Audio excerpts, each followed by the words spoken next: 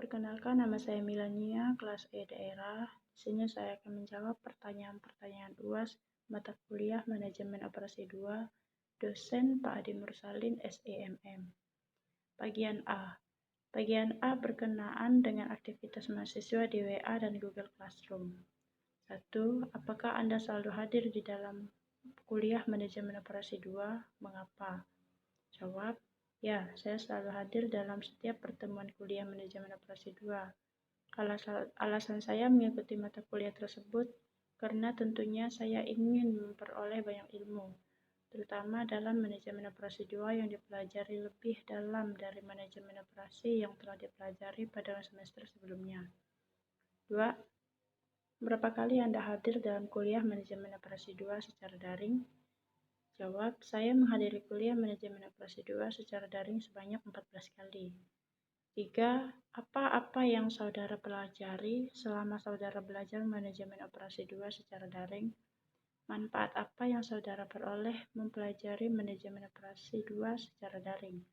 Jawab, yang saya pelajari dalam belajar Manajemen Operasi 2 yaitu saya banyak mengetahui apa-apa saja materi yang dibahas dan dipelajari dalam manajemen operasi seperti sejarah dalam manajemen operasi, masalah metode peramalan dalam produksi, mempelajari soal-soal berkaitan dengan simple moving, cover ranger, mempelajari materi peramalan, penugasan minimasi dan maksimasi, menggunakan metode Hungarian, mempelajari masalah penugasan, supply chain, manajemen, dan materi just in time. Manfaat yang saya peroleh ialah berupa ilmu yang mendalam lagi tentang manajemen operasi yang dapat membantu saya lebih memahami ilmu dalam bidang manajemen yang sangat berguna saat memasuki dunia kerja.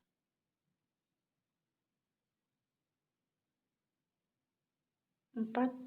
Apa tugas terstruktur yang diberikan oleh dosen saudara selama kuliah daring? Jelaskan tugas terstruktur Anda. Jawab, tugas terstruktur yang diberikan selama kuliah daring antara lain 1. Meringkas dan video record tentang kuliah perdana MO lanjutan. 2. Meringkas video tentang sejarah manajemen operasi. 3. Meringkas dan video record tentang masalah metode peramalan dalam produksi. 4. Mengerjakan soal simple moving Averager. 5. Membuat video record tentang materi peramalan. 6. Membuat video record tentang materi masalah penugasan dengan metode Hungarian, metode penugasan minimasi dan maksimasi.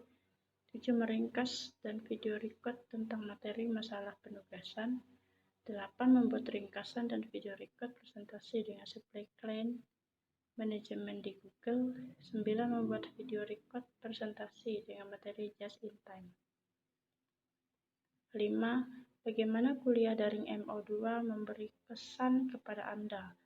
Platform media apa yang digunakan oleh dosen dalam memberi kuliah manajemen operasi 2? Jawab, kuliah daring MO2 banyak memberi kesan kepada saya karena materi yang disampaikan sangat membantu saya dalam memahami mata kuliah tersebut, juga disertai dengan memberi tugas yang dapat menambah dan mengasah lagi pengetahuan saya tentang manajemen operasi 2, serta platform media yang digunakan dalam penyampaian kuliah MO seperti Google Classroom, browser, WhatsApp, dan YouTube.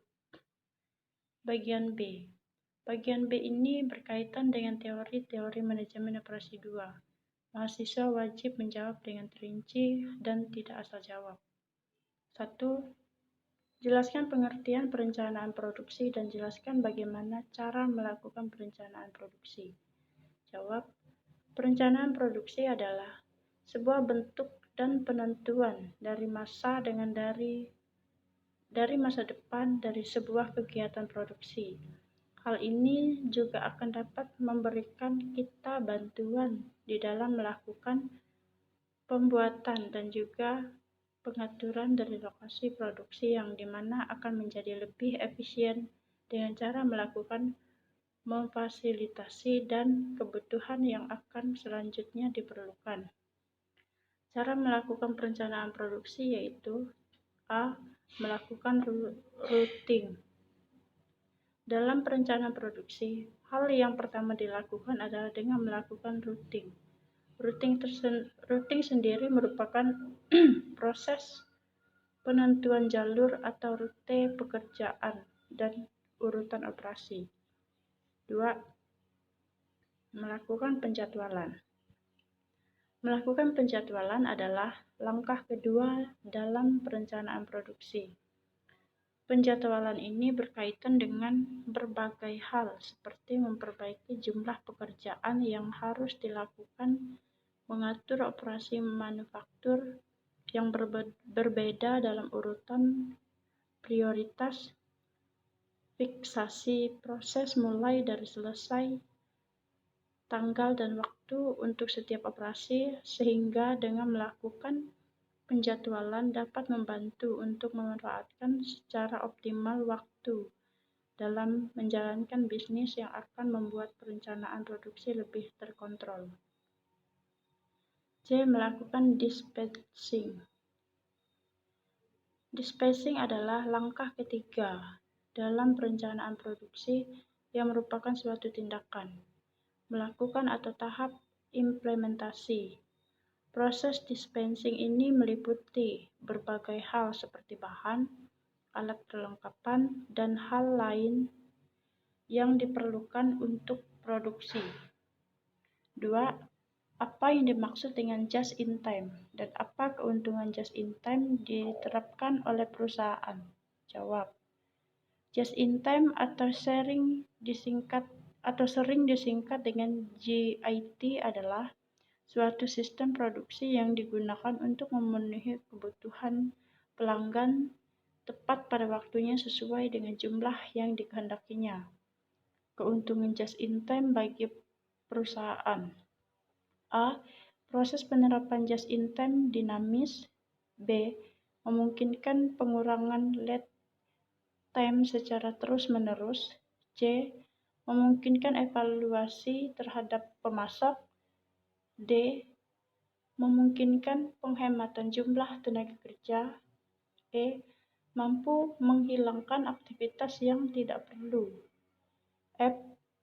Meminimalkan inventory.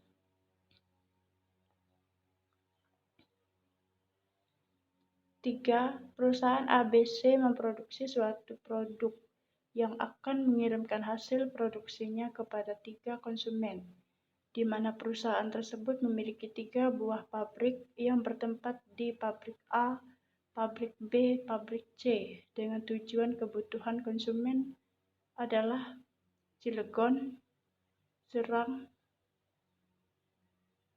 Pandeglang.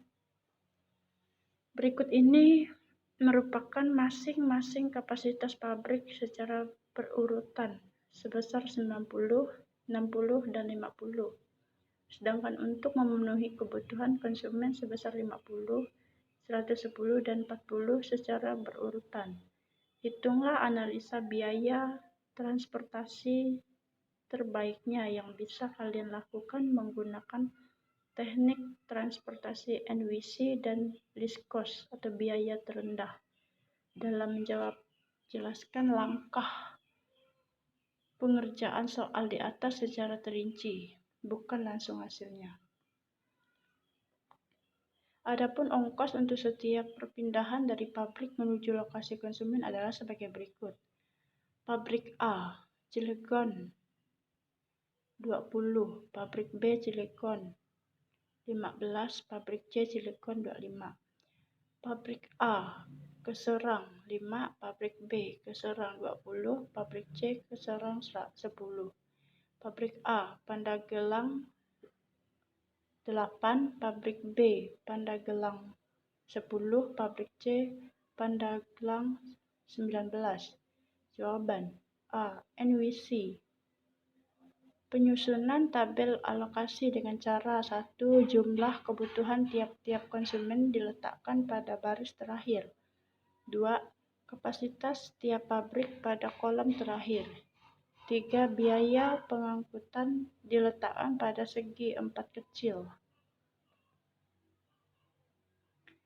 Dari pabrik A ke Cilegon 20, Serang 5, Pendagelang 8, kapasitas pabrik 90. Dari pabrik B ke Cilegon 15, Serang 20, Pendagelang 10, kapasitas pabrik 60. Pabrik C, Cilegon 25, Serang 10, Pendagelang 19, kapasitas pabrik 50. Kebutuhan konsumen, Cilegon 50, Serang 110, Pandeglang 40, dan kapasitas pabrik 200. Langkahnya, 1. Kita mulai dari pojok kiri atas, yaitu pabrik A ke Cilegon. Di sini kita memiliki nilai 90 dan juga 50. Kita pilih nilai yang paling kecil, yaitu 50. Jadi, karena A, kebutuhan konsumen sudah terpenuhi, maka pabrik B ke Cilegon tidak memiliki biaya lagi. Tabelnya seperti ini. Dari pabrik A ke Cilegon 50, Serang kosong, Padegalang kosong, dan kapasitas pabrik 90. Pabrik B kosong untuk Cilegon. Serang 20, Padegelang 10, kapasitas pabrik 60. Kebutuhan konsumen, Cilegon 50, Serang 110, Padegelang 40, dan kapasitas pabrik 200. 2. Lalu kita masuk ke pabrik A, ke Serang, karena kapasitas pabrik 90 dari pabrik A ke Cilegon sudah terisi 50, jadi tersisa 40 pabrik A ke Serang.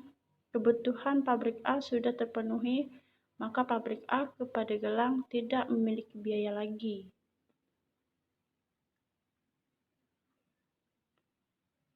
Lalu kita masuk pabrik B ke Serang, karena kebutuhan konsumen Serang yaitu 110, maka dikurang 40, jadi biayanya sebesar 60. Dan pabrik B ke Padegelang tidak memiliki biaya lagi karena kapasitas pabrik sudah terpenuhi. Lalu kita masuk ke pabrik C, ke Serang. Total biaya pada konsumen di Serang yaitu 40 dan 60, sehingga totalnya adalah 100, sehingga membutuhkan total biaya 10 lagi. Sedangkan kapasitas pada pabrik C adalah 50. Maka kita mengambil nilai terkecil yaitu 10 untuk ditempatkan di pabrik C ke Serang. Setelah mengetahui nilai pada pabrik C ke Serang, maka sisanya kita masukkan nilai 40 ke kelompok C, ke Padegelang, sehingga kebutuhan konsumen dapat terpenuhi dan kapasitas pabrik terpakai. Jadi total biayanya 50 kali 20 tambah 40 kali 5 tambah 60 kali 2 tambah 10 kali 10 tambah 40 kali 19 yaitu 3,260. B. Last cost atau biaya terendah. Penyusunan tabel alokasi dengan cara 1. Alokasi dimulai dengan mencari biaya yang paling kecil. 2. Alokasi disesuaikan antara kapasitas dan kebutuhan nilai dari alokasi dilihat dari nilai terkecil antara kapasitas dan kelebihan. 3. Proses diteruskan sampai dengan jumlah alokasi kebutuhan dan kapasitas mencapai maksimum. Langkahnya 1. Melihat biaya terkecil. Di sini dapat diketahui nilai terkecil adalah 5 pada pabrik A ke Serang, maka kita bandingkan kapasitas dan kebutuhan di sini yang terkecil adalah kapasitasnya yaitu 90, maka dapat kita masukkan nilai 90 pada pabrik A ke Serang. Lalu kita memilih nilai terkecil lagi yaitu 10, kita ambil yang pabrik C ke Serang, kita masukkan 20 karena kebutuhan konsumen Serang sisanya 20 lebih kecil daripada kapasitas pabrik 50, sehingga kebutuhan konsumen Serang sudah terpenuhi. Selanjutnya, cari nilai terkecil lagi, yaitu 10 pada kolom pabrik B ke Padegelang, lalu kita bandingkan kebutuhan dan kapasitasnya. Ternyata kebutuhan memiliki nilai terkecil yaitu 40, sehingga kita dapat memasukkan nilai 40 pada kolom pabrik B ke Padegelang.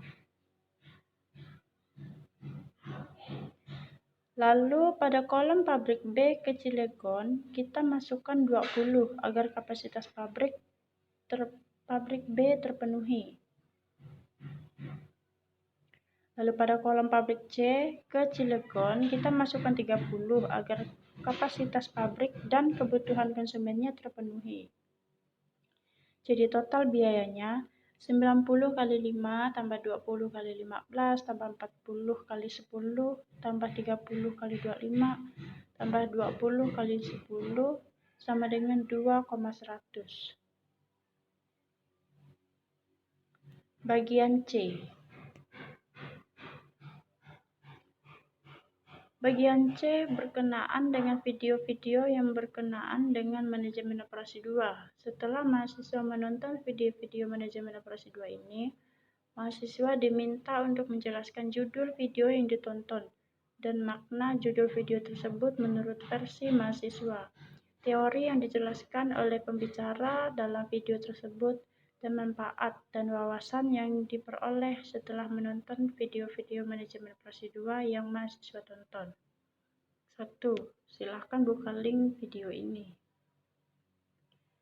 Jawab A. Video pertama. 1. Judul video yaitu materi just in time.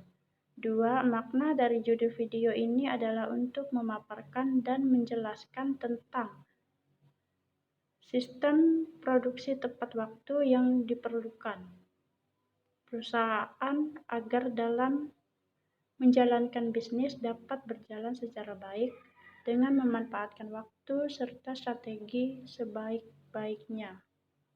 3. Teori-teori yang dijelaskan.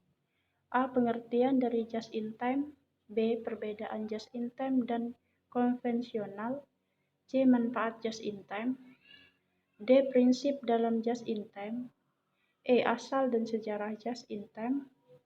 F. Kunci utama just in time. 3. Manfaat dan wawasan adalah memperoleh gambaran mengenai model GIT yang digunakan dalam perusahaan sehingga dapat membantu untuk menambah wawasan mengenai model GIT yang berguna dalam implementasi perusahaan nasional maupun perusahaan swasta.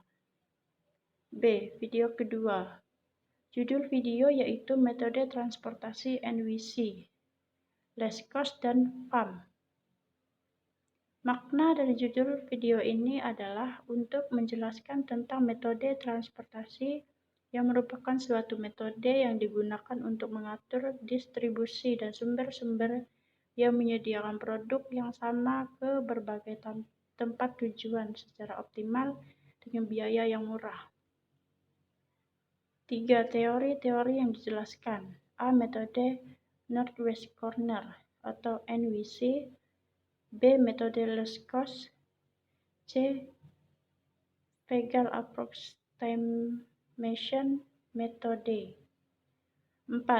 Manfaat dan wawasan adalah memperoleh gambaran mengenai metode transportasi yang digunakan dalam perusahaan untuk merencanakan pengiriman produk dari sumber-sumber ke tujuan sedemikian rupa untuk meminimumkan total biaya transportasi dengan kendala-kendala, yaitu setiap permintaan dan persediaan terpenuhi dan sumber tidak mungkin mengirim komoditas lebih besar dari kapasitas sehingga dapat membantu untuk menambah wawasan mengenai metode transportasi yang berguna bagi suatu perusahaan. Sekian jawaban dari saya dan terima kasih.